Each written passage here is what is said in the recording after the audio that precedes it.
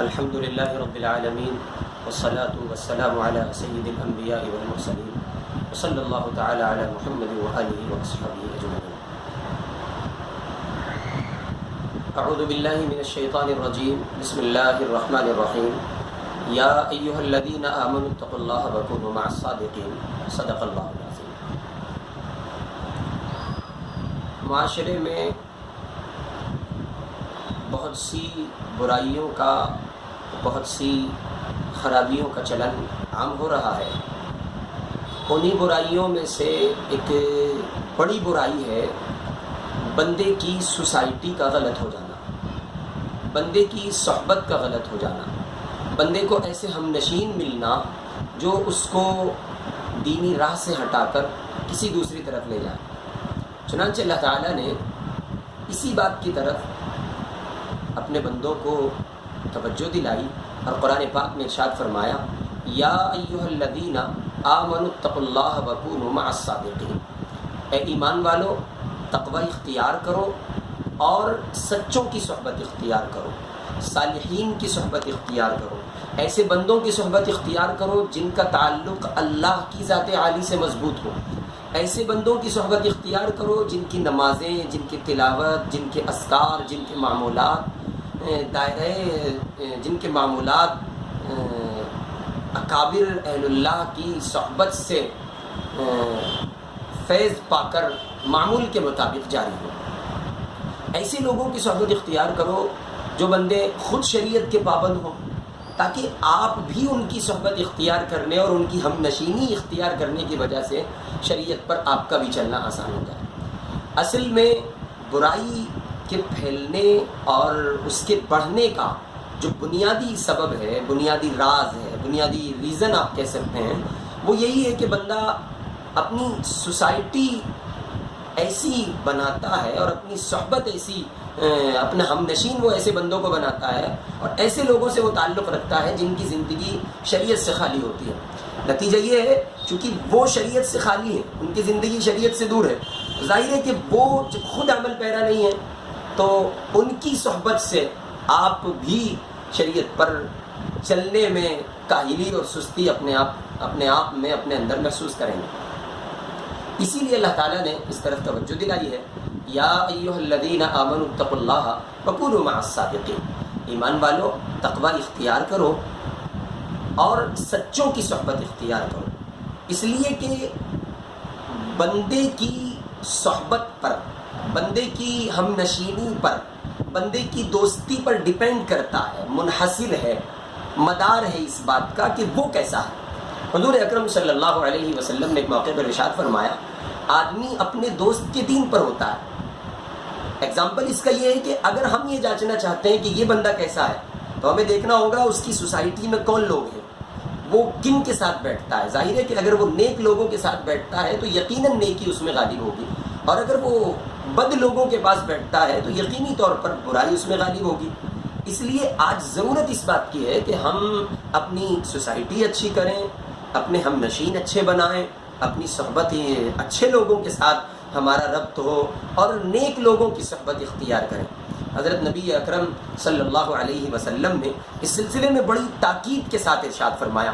حضرت ابو موسیٰ اشعری رضی اللہ تعالیٰ عنہ روایت کرتے ہیں، نبی اکرم صلی اللہ علیہ وسلم نے ارشاد فرمایا، نیک ہم نشین اور ساتھی کی مثال اور برے ہم نشین اور ساتھی کی مثال مشک رکھنے والے اور بھٹی جھونکنے والے کے جیسی ہے۔ بس نیک بندہ مشک رکھنے والے کے مانند ہے، یا تو وہ تم کو خوشبو لگائے گا اور اگر وہ خوشبو نہیں دے گا تو تم اس سے عطر خریدو گے، یا اس کے پاس سے آخری درجے میں اتنا ضرور ہوگا کہ تم خوشبو ہی سونگھ لو گے، خوشبو تو سونگھ کر ہی آؤ گے۔ اور بھٹی جھونکنے والے بندے کی مثال ایسی ہے کہ یا تو وہ تمہارے کپڑے جلا دے گا، یا اس کے پاس سے لازمی طور پر، ڈیفینیٹلی طور پر آپ کو بدبو تو سونگھنے کو ملے گی، آپ اس سے نہیں بچ سکتے۔ اس لیے ہمیں چاہیے کہ ہم اس بات کی کوشش کریں، اس بات کا خیال رکھیں کہ ہم نیک بندوں کی صحبت اختیار کریں، اہل اللہ کی صحبت اختیار کریں، علماء سے اپنے تعلق کو مضبوط کریں، علماء کا قرب اختیار کریں، اور ہمارا وہ وقت جو ہمارے کاروبار سے بچتا ہے، جو ہمارے گھریلو کام کاج کی مصروفیات سے بچتا ہے، ہم اس بات کی کوشش کریں کہ وہ اہل اللہ کی صحبت میں گزر جائے، کسی اللہ والے کی صحبت میں ہم اس کو گزار دیں، اپنی مسجد کے ائمہ یا معتبر علماء کی صحبت میں اس کو گزار دیں، تاکہ ہماری زندگی آلودگی سے اور گناہوں کی دلدل سے اور گناہوں کی دنیا سے پاک رہ سکے، محفوظ رہ سکے، اور اللہ ہمیں اپنے مقبول بندوں میں شامل فرما لے۔ اس کی مثال اور اس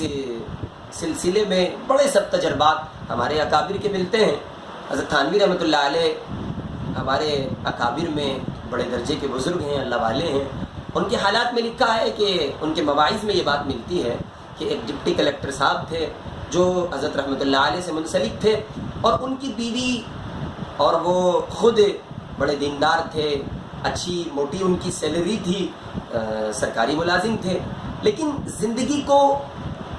حضرت تھانوی رحمۃ اللہ علیہ کی صحبت چونکہ ان کو ملی تھی، تو زندگی کو انہوں نے اس طرح سے مینج کیا تھا، اس طرح سے ڈیولپ کیا ہوا تھا اور اس طرح سے بنایا ہوا تھا کہ بڑے سادہ لوہ تھے، کھانے میں سادگی، پینے میں سادگی، رہنے میں سادگی، یہ سارا ان کا نظام تھا، اور ان کی بیوی بھی ان کو بہت زیادہ کوآپریٹ کرتی تھیں، اور بہت زیادہ مل جل کر دونوں میاں بیوی شریعت کے دائرے میں زندگی گزار رہے تھے۔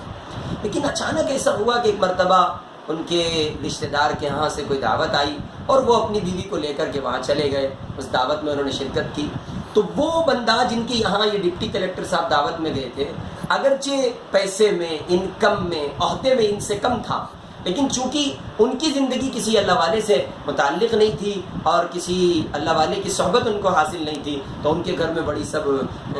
کہیے کہ چاندنیاں، اور بڑے سب خادم، اور بڑے سب نوکرانیاں اور نوکر سب تھے، اور وہ خدام کے درمیان زندگی گزارتے تھے۔ اب یہ ان کی بیوی وہاں گئیں، انہوں نے دیکھا کہ ان کی اہلیہ جن کے یہاں یہ گئے تھے دعوت میں، کہ وہ ان کی بیوی نے بڑی سب جویلریاں پہنی ہوئی ہیں، زیورات سے وہ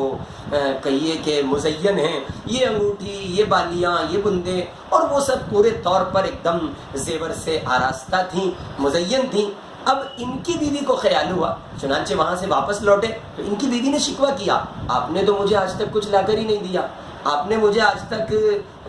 کہیے کہ انگوٹھی تک نہیں آپ نے مجھے لا کر کے دی۔ حضرت تھانوی رحمۃ اللہ علیہ نے اس کو لکھا ہے باقاعدہ کہ اصل میں یہ جو سچویشن پیدا ہوئی ہے اور یہ جو کیفیت پیدا ہوئی ہے، یہ ان لوگوں کی صحبت اختیار کرنے کی وجہ سے ہوئی۔ جیسی صحبت میں یہ خاتون گئی ویسا اثر اس کو ملا۔ اس لیے ہمیں چاہیے ہم اس بات کی کوشش کریں کہ ہماری سوسائٹی جو ہے، ہمارے جو دوست ہیں، ہمارے جو ہم نشین ہیں، وہ اچھے ہونے چاہیے تاکہ اچھائی منتقل ہو سکے اور اچھے ثمرات مرتب ہو سکیں۔ آج کے لیے بس یہی مختصر سی گفتگو تھی اور یہی پیغام تھا۔ اللہ تعالیٰ مجھے اور آپ کو اہل اللہ کی صحبت اختیار کرنے کی توفیق نصیب فرمائے۔ وآخر دعوانا ان الحمد للہ رب العالمین۔